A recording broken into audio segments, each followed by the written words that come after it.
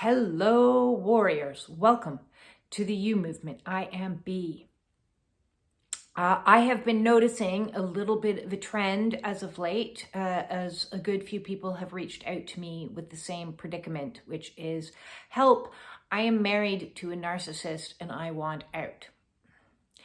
And as somebody who has been through this situation, I feel at this stage like I know the do's and don'ts of how to escape from a narcissistic relationship. And first, let me qualify, I choose to use the word escape because there is no leave. You cannot simply leave a narcissistic relationship. It's not like a lot of people might say, well, why didn't you just leave? Because there is no just leave. Leave is not an option. If you try to just leave, you will get an assortment of tactics used against you right away. Those being future faking, love bombing, getting into your friends' ears and whispering and all kinds of other like crazy stuff that makes you second guess your own reality and think, okay, well, maybe it's not that bad. I'll give it one more try. You know, they're offering to change. Maybe we're going to go to counseling this time. Maybe it'll be different. Okay. I went through that. I don't even know how many times, probably close to 10 times from over a decade, over 12 years, I would have tried to leave or suggested that we leave or suggested that we break up. And then it was always the same thing. I know, I'll try a little bit harder. I'll go to counseling. I'll read that book that you recommended. Sure, I'll come for walks with you more often. You know, any number of things, offering me what I'd always wanted because they know what it is that you want, and they don't give it to you quite purposefully because it's part of the mind control. And it is mind control. It is nothing short of mind control. All the mental fuckery and the games and the manipulations and the lying and the gaslighting and the twisting and the turning and the fucked up communication. It is mind control. So there is no leave. Let's establish that right away. If you try to suggest, okay, well, let's take a break and a breather and hope that they're going to leave, they're not going to leave. They're quite comfortable with where they are, with their feet underneath the dinner table of the meals that you're preparing, in the home that you're cleaning, and the work that you're doing. So they'll just set up camp in a separate room with their own television and their own gaming system and say, listen, I'm sorry, I'm not financially in a position right now to be able to leave. So we'll just coexist like roommates. And then you're trapped in the house with them, not in a relationship and not able to go and have a relationship. You're still in hell. So then you try counseling. And counseling is going to get you absolutely nowhere because they're masterful manipulators in regards to the charm offensive. In fact, most people in your life are going to consider them to be very charming or pleasant or kind or sweet or everything because they know how to lay it on thick. We would have gone to counseling probably up to 5 times, and each time it was always somehow turned around that I was being too demanding. I was being too demanding, expecting things like honesty, integrity, honor, respect, affection, intimacy. Those types of things was just so hard for him to live up. Why am I so demanding? I'm trying my best. I love her so much. I am the victim. Look at me, poor me. Oh, but I'm going to say a cute little charming joke to the counselor, this, that, and the other, and you're left sitting there going, nothing ever gets changed. So now that we've established that there is no leave, there is only escape. And so in the escape, you need to be stealthy. You need to be Batman. I needed to treat my escape like I was escaping from the depths of a Turkish prison and get myself physically fit enough to be able to climb the walls to extricate myself out. I had to lose the weight. I had to cure the diseases. I had to quit all of the substances. Because let's talk about substances for a while. The more numb you are, the easier you are to control. So your narcissist might show up in all kinds of super sweet, friendly energy, offering you a bottle of wine or suggesting that you try this pot for your headache, or perhaps you'd like to try some microdosing, or maybe you'd like to try this or that. Because if you're addicted to any substances, I can guarantee that you're not going to be shrewd enough with your mental prowess to be able to observe everything, which is why I had to quit everything. I quit everything. I had to go and treat my awakening like I was escaping from the pits of hell. And to do so, I would need to be physically healthy, emotionally stable, mentally shrewd, and get myself into the strongest hero archetype I could muster. Because there is only escape from this situation. The more information that you share with them or tell them in trying to negotiate to make things better, the more they have to use against you. Your emotions, your honesty will all be weaponized. So the sooner you can learn, which I didn't learn fast enough, I wish I learned much faster, the sooner that you can learn to stay quiet and not share your truths. And listen, they're master manipulators and they're fantastic at getting information out of you. They know how to ask questions that you feel compelled to answer questions. Stop answering questions. Greystone. Become the most boring human on the planet. Yes? No. See you later. Bye. You want to minimize all communication because anything you say can and will be used against you. So let's say you finally now have managed to actually get them out of your house. You've finally actually managed to start the ball rolling and be separated. Now what? Oh, no, you're not free yet. It's a long way to go.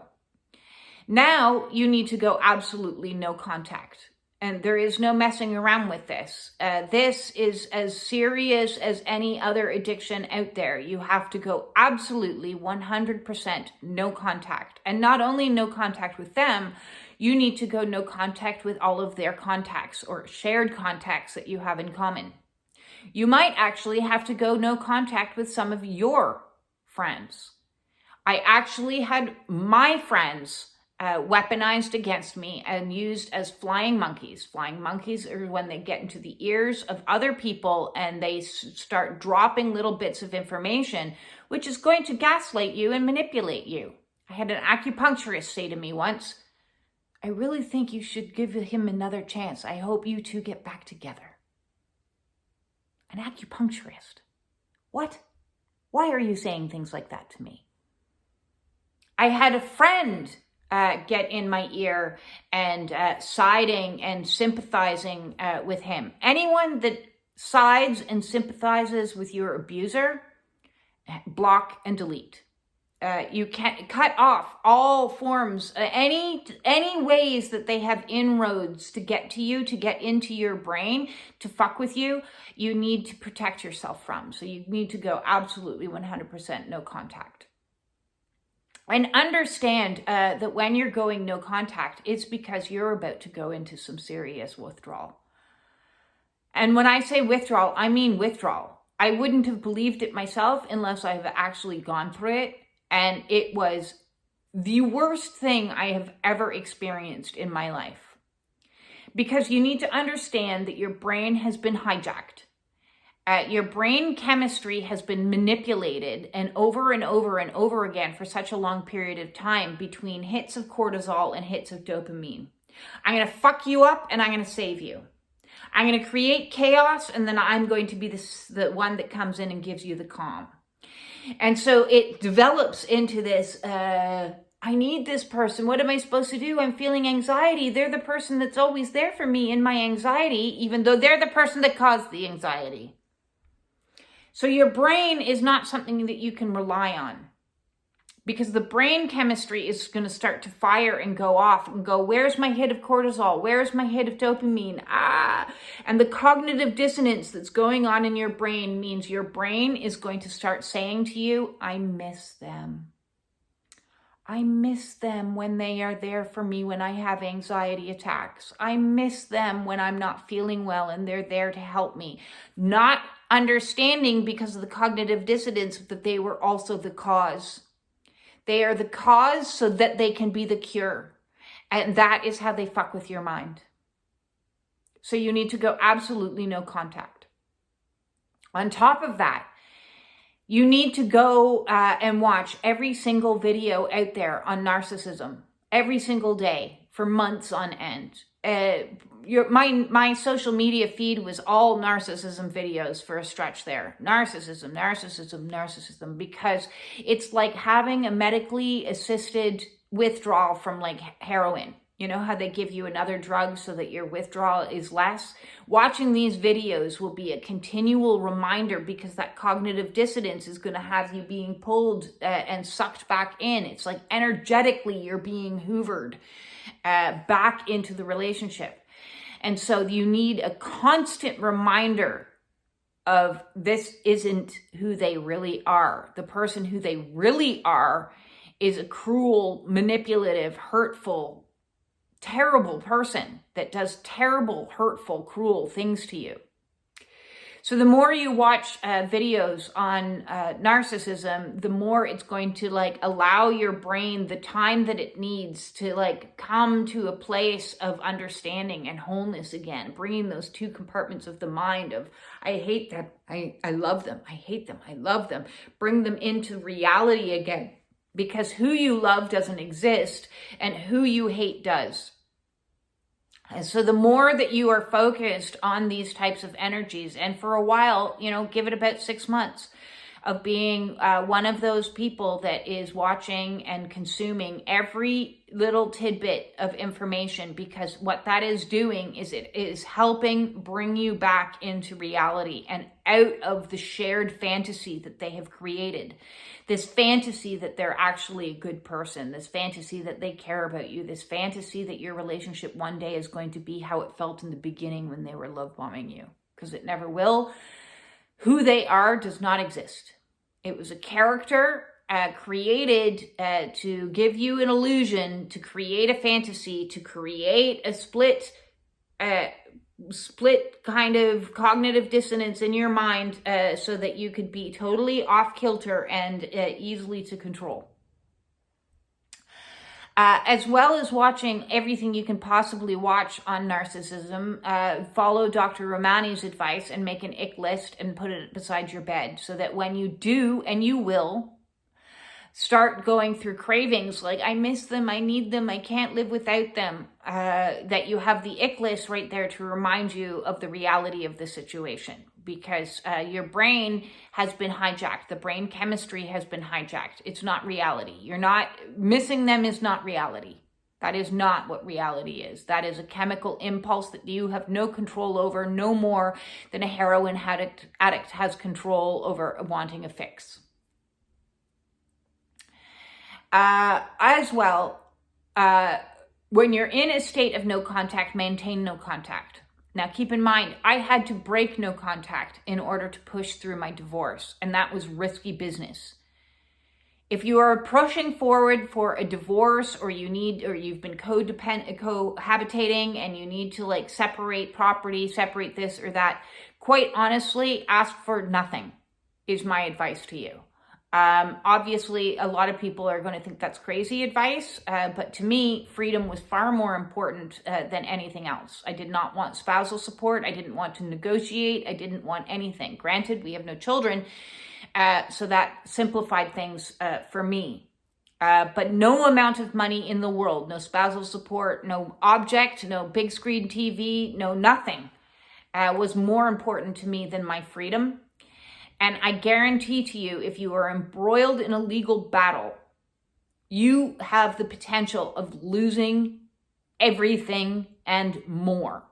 because they know how to fuck with you in the legal system. They know how to make delays. They know how to act an imbecile. They know how to have constant legal letters debating nonsense.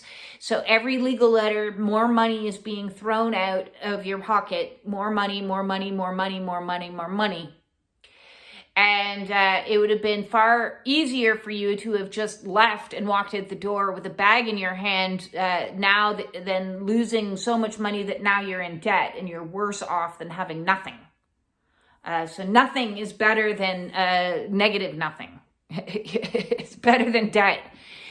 So pick your battles when it comes to legal matters of what really are you willing to fight for. If you're going after every single nickel and dime, understand that you could be in the court system for 5 or more years and you could lose hundreds of thousands of dollars. It may not be worth it. It may be easier for you to leave with a backpack and the shirt on your back and your health. Because at the end of 5 years in legal situation, I can guarantee that you'll have PTSD and potentially a lot of other health conditions to go along with that. And your health is more important than anything. When you are going through your withdrawal and resetting your nervous system, understand you haven't been safe since you've been with them. There has been no safety. So learning to cultivate safety is going to be all about recalibrating a nervous system that's been offline and completely fried and wired. Cold showers have been huge for me on my recovery of escaping from narcissism at the same time as going through Kundalini awakening. So it's been a lot to kind of do, but I highly recommend cold showers. For a period of time there, I was taking St. John's wort, which helped a lot. Rescue Remedy helped a lot. Chamomile tea helped a lot. Sleep teas with Bavarian helped a lot. Anything soothing, relaxing, calming, I highly recommend. You want to get it grounding as often as you possibly can, connecting into the earth, because as your nervous system is regulating and you're trying to learn what safe is, you're going to feel like a jittery mess. And so I do and have done more grounding than you can possibly fathom in this last year. As well as everything that I've already said, I'm going to highly recommend that you give yourself a minimum of a year. I'm at this point just slightly over a year, so about 14 months since I went no contact the first time. And I'm in zero interest in dating or anything like that, because you are far too vulnerable right after you have escaped from a narcissistic situation to even contemplate getting into another relationship. You really, really need to give yourself a minimum of a year. Now, for me, it's been over a year, and it's still, I'm like, no, not ready for that. Yet. We'll see what God sends me, but I'm certainly not on any apps whatsoever, and certainly not looking. Being hermited within on my awakening has kept me safe and kept me protected, so I can learn what safety actually is. So give yourself a year to sit with yourself, to figure out who you actually are now that you're not enmeshed with some person that uses all number of tools to fuck with you over your life. Now, I have a narcissist playlist where I've talked a lot about gaslighting, triangulation, flying monkeys, hoovering. If you don't know what any of these terms are, please check out that playlist. Or, my personal favorite is Dr. Romani when it comes to narcissist experts. There's a lot out there, but I find her the most palatable. One of the things that she talks about, because, there's been a feeling of, there's this part of me that wants to be a forgiving person, and there's part of me that understands that what was done to me is unforgivable. It really was unforgivable. Do I forgive them on a soul level? Yes, I absolutely can. I can understand on a soul level that, they came down to help me in my initiation, to help me learn boundaries, to help me learn to stand up for myself, to help me learn how strong I actually was. Am I going to thank them for it? Hell to fuck no. Am I going to forgive them for the mental fuckery that they did? Also, hell to the fuck no. Not. To have somebody steal your safety and steal your brain, to hijack your brain, is psychopathic,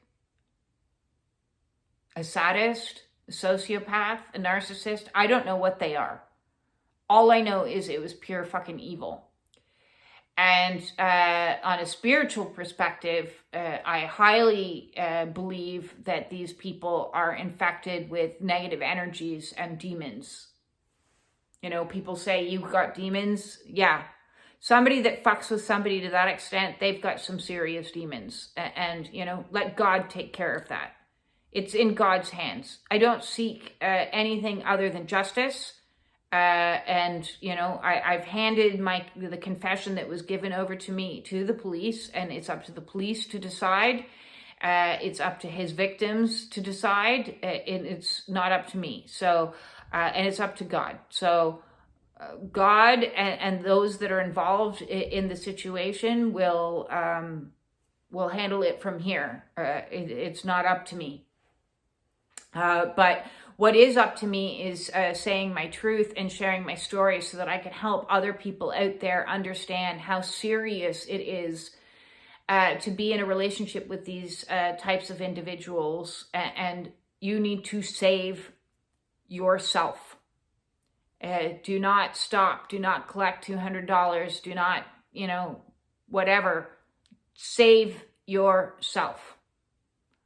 Get the fuck away, as far away as possible, and block and delete and give yourself all the time that you need. Get counseling if you need to help you through the trauma of escaping from this type of situation. And, you know, get in touch with me if you need to book a one-on-one and you want to have a compassionate ear that has been through this process and understands, because a lot of people may not fully comprehend what it is like to escape from this type of a trauma bond that has done so much psychological damage to you, as well as to your health and your well-being.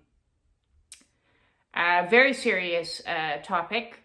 So if anybody out there is struggling in any way, shape, or form, you are not alone. You can escape. I am proof of that. It is possible. I'm sending you my absolute love and support, and peace out.